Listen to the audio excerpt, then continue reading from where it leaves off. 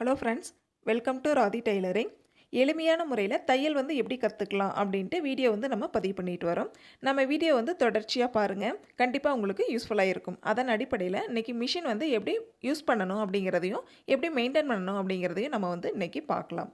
First பாருங்கள், மிஷினுக்கு first belt கண்டிப்பாக அவசியம். இந்த பெல்ட் நம்ம எப்படி வாங்கணும் அப்படிங்கிறத அளவுகள் எடுத்து நீங்கள் ஷாப்பில் கொடுத்து நீங்கள் வாங்கிக்கலாம். இது பாருங்கள், லூஸாக இருக்குது அப்படிங்கிற பட்சத்தில் கொஞ்சம் நீங்கள் கட் பண்ணிவிட்டு, அல்லது இந்த பாருங்கள், இந்த ஹோல் பார்த்தீங்களா, இந்த மாதிரி ஹோல் போட்டு நீங்கள் கம்பி வச்சு டைட் பண்ணிட்டீங்க அப்படின்னா, ரொம்ப லூஸாக இருந்தது அப்படின்னா இந்த மாதிரி நீங்கள் டைட் பண்ணிட்டீங்கன்னா ரொம்ப ஈஸியாக இருக்கும். இந்த ஹோல் எப்படி போடணும் அப்படின்னா, இது மாதிரி ஒரு கம்பியோ அல்லது நீடிலோ எடுத்துக்கோங்க. இந்த மாதிரி பாருங்கள், நார்மலாக விட்டால் போகாது. பட் ஆனால் நீங்கள் கேஸ் ஸ்டவ்வில் கொஞ்சம் ஹீட் பண்ணி இந்த மாதிரி உள்பக்கமாக நீங்கள் ஹோல் போடும் பொழுது கண்டிப்பாக ஹோல் விழுகும். தேவையான லென்த்தில் ஹோல் போட்டுக்கோங்க. அதுக்கப்புறமா இது மாதிரி கம்பி வச்சு நீங்கள் ரெண்டு ஹோலையும் இணைச்சி டைட் பண்ணிக்கோங்க நல்லா. நெக்ஸ்ட்டு பார்த்திங்கன்னா, நம்ம யூஸ் பண்ண பெல்ட் கண்டிப்பாக லூஸ் தான் ஆகும். ஆக ஓரளவுக்கு நீங்கள் டைட்டாகவே வச்சுக்கோங்க. ரொம்ப லூஸாக வேண்டாம். நெக்ஸ்ட்டு நீங்கள் பத்தலை அப்படிங்கிற பட்சத்தில் கண்டிப்பாக பத்தாமல் இருக்காது. அவங்க லென்த்தாக தான் கொடுப்பாங்க. மிஷினுக்கு பெல்ட் அப்படின்னு சொன்னாலே அவங்களுக்கு ஒரு சைஸ் இருக்கும். அந்த சைஸ் கொடுப்பாங்க. ஆக நம்மளுக்கு யூஸ் பண்ண லென்த்தியாக தான் ஆகுமே தவிர ஷார்ட் ஆகாது. நம்ம கட் பண்ணி மேலே போடுற மாதிரி தான் இருக்கும். பாருங்கள், இந்த டைட்னஸ் பார்த்துக்கோங்க. ரொம்ப லூஸாகவும் இருக்கக்கூடாது, ரொம்ப டைட்டாகவும் இருக்கக்கூடாது. இந்த மாதிரி கரெக்டான ஃபிட்டிங்கில் இருக்குதா அப்படின்ட்டு செக் பண்ணிக்கோங்க. மேல் வீலில் மாட்டிட்டு நெக்ஸ்ட்டு தான் நம்ம கீழ் வீலில் மாட்டியிருக்கோம். இந்த மாதிரி தான் பெல்ட் யூஸ் பண்ணணும். நெக்ஸ்ட்டு பார்த்திங்க அப்படின்னா, எப்படி நம்ம யூஸ் பண்ணணும் கீழே ஃபுட்டு பெடல் அப்படின்னு பார்த்தீங்கன்னா, கீழே பாருங்கள், நம்ம குதிங்கால் இருக்கு இல்லைங்களா, அந்த இடத்துல தான் ப்ரெஷர் கொடுக்கணும். இந்த வீலை லைட்டாக நம்ம பக்கம் பார்த்து ரொட்டேட் பண்ணுங்கள். ஆப்போசிட் சைடில் போகக்கூடாது. நம்மளை நோக்கி தான் வீல் ரொட்டேட் ஆகணும். இந்த மாதிரி கையில் சுற்றி விட்டுட்டு அதுக்கப்புறம் பாருங்கள், காலில் இந்த மாதிரி நீங்கள் அழுத்தும் பொழுது நம்மளுக்கு ரன் ஆகும். மிஷின் ரன் ஆக ஆரம்பிக்கும். சரிங்களா? இந்த மாதிரி தான் நம்ம ரன் பண்ணணும். நெக்ஸ்ட் பாருங்கள், நீங்கள் காலில் ரன் பண்ணுறதை விட இது மாதிரி மோட்டார் ஃபிக்ஸ் பண்ணிக்கிறது ரொம்பவே நல்லது. ஏன்னா கால் வலி, குதிங்கால் வலி இதெல்லாம் இருக்கிறவங்க ரொம்ப சிரமப்படுவாங்க. இது மாதிரி மோட்டர் ஃபிக்ஸ் பண்ணிக்கோங்க. இதில் பார்த்திங்க அப்படின்னா, இந்த மாதிரி பலகையில் ஃபிக்ஸ் பண்ணிக்கோங்க. மெஷினில் ஃபிக்ஸ் பண்ணுறது அவ்வளோவா நல்லதில்லை. ஏன்னா எர்த்தடிக்கும் அப்படின்னு சொல்லுவாங்க. இதுக்கு பாருங்கள், பெல்ட் இந்த மாதிரி வாங்கிக்கலாம். நம்ம சைஸ் சொன்னாலே அவங்க தருவாங்க. சைஸ் உங்களுக்கு தெரியல அப்படிங்கிற பட்சத்தில் ஒரு நூல் எடுத்து நீங்கள் பெல்ட்டோட சைஸ் எவ்வளவு அப்படின்ட்டு அந்த நூலினுடைய அளவை வச்சு நீங்கள் காமிச்சு பெல்ட் வாங்கிக்கலாம். இந்த மாதிரி மோட்டரில் ஃபிக்ஸ் பண்ணிவிட்டு நெக்ஸ்ட்டு மிஷினோட வீலில் ஃபிக்ஸ் பண்ணிக்கோங்க. மோட்டரில் இருந்து பாருங்கள், இது மாதிரி 3 பின் இருக்கிற மாதிரி இது மாதிரி பிளக் இருக்கும். இந்த மாதிரி ஃபிக்ஸ் பண்ணிக்கோங்க. கரெக்டாக ஹோல் சரியாக அமையுதா அப்படிங்கிறத பார்த்துட்டு இது போல் ஃபிக்ஸ் பண்ணிக்கோங்க. நம்ம யூஸ் பண்ணும்போது ஃபிக்ஸ் பண்ணிக்கலாம். நெக்ஸ்ட்டு யூஸ் பண்ணி முடிச்சிட்டோம், ஸ்டிச் பண்ணி முடிச்சிட்டோம் அப்படின்னா ரிமூவ் பண்ணி வச்சுறது பெட்டர். இது மாதிரி பாருங்கள், கீழ் சைடில் ஒயர் வரும். இந்த மாதிரி பாருங்கள், இது ஃபுட் ப்ரெஷர். கீழே நம்ம காலில் ப்ரெஸ் பண்ணுறோம் அப்படின்னா நம்மளுக்கு ஸ்டிச்சஸ் அதாவது ரன் ஆகும். மிஷின் ரன் ஆகும். ப்ளக் பாயிண்ட் இந்த மாதிரி இருக்கும். நம்ம பாக்ஸ் எக்ஸ்டென்ஷன் வச்சு இது மாதிரி ப்ளக் செட் பண்ணிக்கலாம். இது நார்மல் ப்ளக்கில் நம்ம செட் பண்ணிக்கலாம். இப்போ பாருங்கள், இந்த மாதிரி லைட்டாக நம்ம ப்ரெஸ் பண்ணும் பொழுது மிஷின் ரன் ஆக ஆரம்பிச்சிடும். லைட்டாக ப்ரெஸ் பண்ணாலே போதுமானது. கண்ட்ரோல் நம்ம குதிங்காலில் வச்சுக்கணும். சரிங்களா? இந்த மாதிரி ஃபிட் பண்ணிக்கோங்க. நெக்ஸ்ட்டு பாருங்கள், இது நகருது அப்படிங்கிற பட்சத்தில் நீங்கள் ஒரு கிளாத்தோ அல்லது டொயின் மாதிரி ஒரு கயிறோ போட்டு நீங்கள் கட்டி வச்சிட்டிங்க அப்படிங்கிற பட்சத்தில் இந்த ஃபுட்லேருந்து நகராமல் இருக்கும். ஃபுட் பெடல்லேருந்து நகராமல் இருக்கும். நல்லா டைட்டாகவே கட்டிடுங்க. நம்ம சும்மா ஜஸ்ட் டெமோ தான் காமிச்சிருக்கேன். ரெண்டாவது, நீங்கள் கம்பி யூஸ் பண்ணி தயவுசெய்து கட்டிடாதீங்க. ஏன்னு கேட்டிங்கன்னா, நீங்கள் ஏதாவது பாஸ் ஆகுது அப்படிங்கிற பட்சத்தில் அது ரொம்ப சிரமம். அதனால் த்ரெட்டு அல்லது இது மாதிரி துணி, கிளாத்து இந்த மாதிரி யூஸ் பண்ணிக்கோங்க. நெக்ஸ்ட்டு பாருங்கள், வீல் பார்க்கலாம். வீல் இந்த மாதிரி நம்ம கீழே இந்த பிளேட்டை அழுத்தி விட்டு தான் நம்ம வீலை ரொட்டேட் பண்ணணும். இதில் பாருங்கள், 1 2 3 4 5 வரைக்கும் இருக்கும் நம்பர்ஸு. இந்த நம்பர்ஸ் எதுக்காக அப்படின்னா, நம்ம ஸ்டிச்சஸ் ஷார்ட்டாகவும் லாங்காகவும் கொடுக்கறதுக்காக. சின்ன தையல் வேணும் அப்படிங்கிற பட்சத்தில் நம்ம 2 வச்சுக்கலாம். பெரிய தையல் வேணும் அப்படிங்கிற பட்சத்தில் 4 வச்சுக்கலாம். இந்த மாதிரி வச்சுக்கோங்க. நெக்ஸ்ட்டு பாருங்கள், நம்ம த்ரெட்டு எப்படி கோர்க்கிறது அப்படிங்கிறத பார்க்கலாம். பாருங்கள், இந்த மாதிரி வச்சுக்கோங்க. இதில் 3 ஹோல் இருக்கும். ஃபஸ்ட்டு ஹோல் வழியாக வெளியே எடுத்து 3வது ஹோல் வழியாக இந்த மாதிரி உள்பக்கமாக விட்டுக்கோங்க. நெக்ஸ்ட்டு பாருங்கள், இது மாதிரி டென்ஷன் செட்டுன்னு சொல்லுவாங்க. அந்த செட் இருக்கும். இதில் பாருங்கள், பிளேட் இருக்கும். அந்த பிளேட்க்கு இடையில த்ரெட் வர்ற மாதிரி நம்ம செட் பண்ணணும். லைட்டாக உள்ளே விட்டு எடுத்தீங்க அப்படின்னாலே வந்துடும். அடுத்தது பாருங்கள், மூவிங்கில் இந்த ஹோல் வந்து இருக்கும் சரிங்களா, நகர்ந்துக்கிட்டு தான் இருக்கும் இந்த ஹோல். அந்த ஹோலில் வந்து இந்த மாதிரி த்ரெட்டை விட்டு வெளியில் எடுத்துக்கோங்க. அடுத்தது இந்த இடத்துல ஒரு வளைவான ஒரு கம்பி இருக்குது, அந்த கம்பியில் வந்து நம்ம வந்து விட்டுக்கலாம். அடுத்து பாருங்கள், டைரெக்டாக நம்மளுக்கு நீடிலுக்கு வந்து த்ரெட்டு வந்துடும் சரிங்களா. இந்த மாதிரி நீடிலில் நம்ம வந்து த்ரெட் விட்டுக்கலாம். எப்போவுமே வந்து சென்டராக தான் வந்து ஹோல் இருக்கும், அந்த மாதிரி சரியாக இருக்கான்னு செக் பண்ணிக்கோங்க.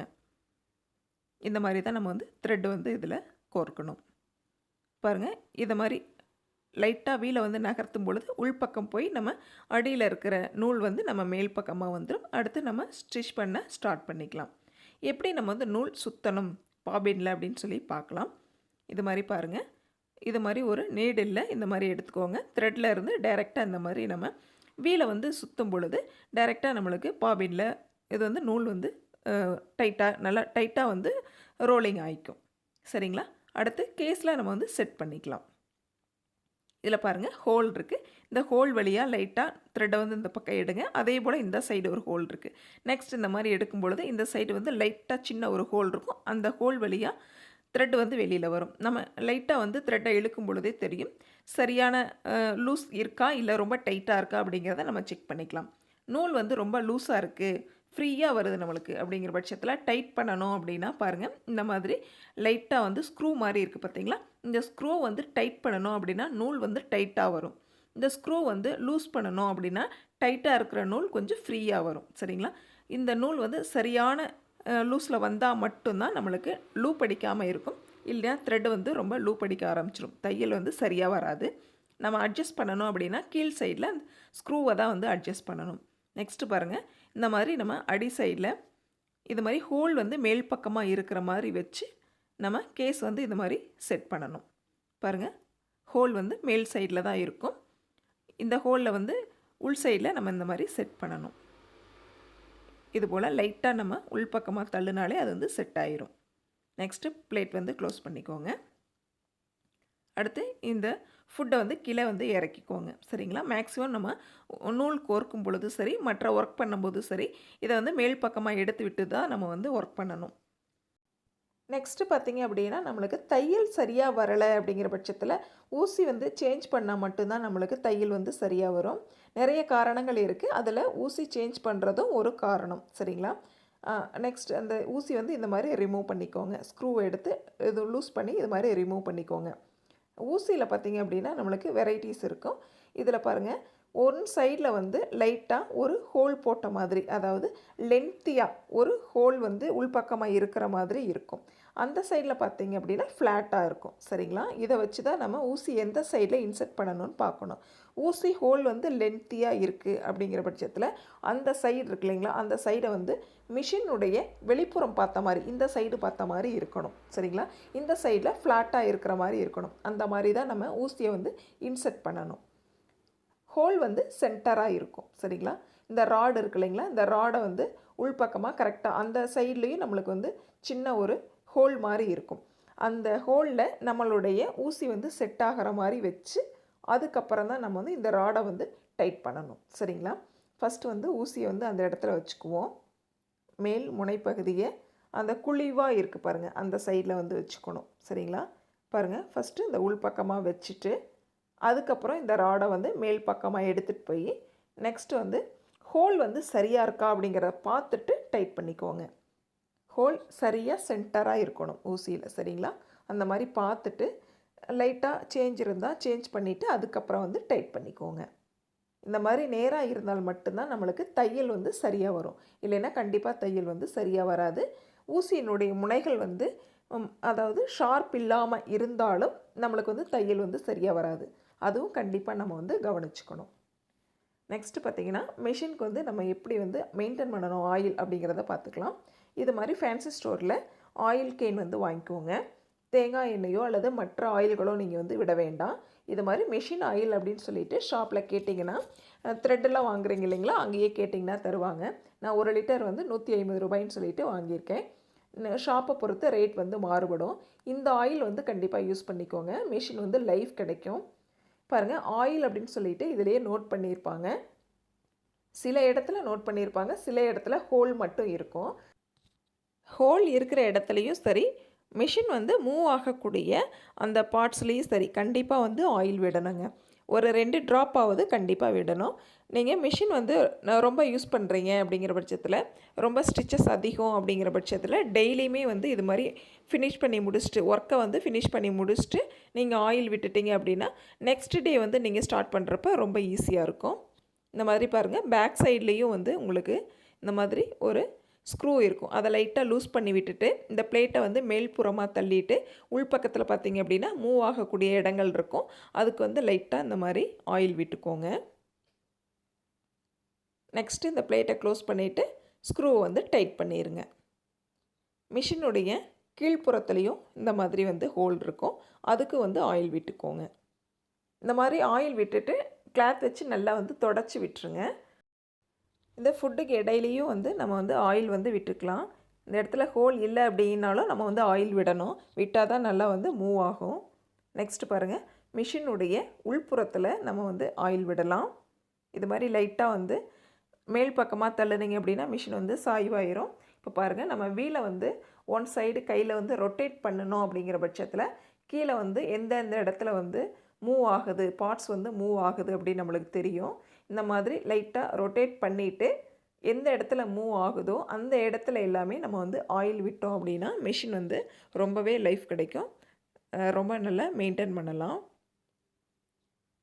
பாருங்கள், இந்த மாதிரி எல்லாமே நம்ம 2 ட்ராப் விட்டாலே போதுமானது. பட் ஆனால் வீக்லி ஒன்ஸ் கண்டிப்பாக வந்து ஆயில் விடணும்.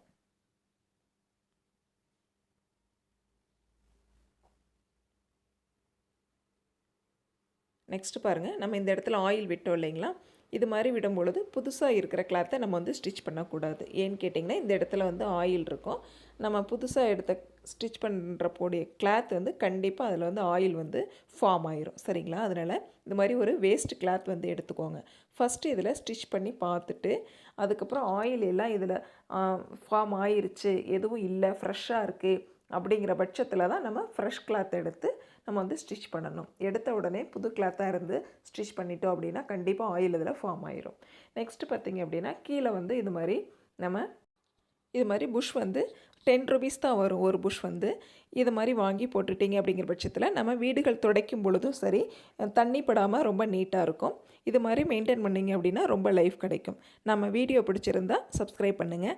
நம்ம சேனலுடைய மற்ற வீடியோஸ்கள் பார்க்கணும் அப்படின்னா ப்ளேலிஸ்ட்டில் செக் பண்ணி பாருங்கள். Thank you friends.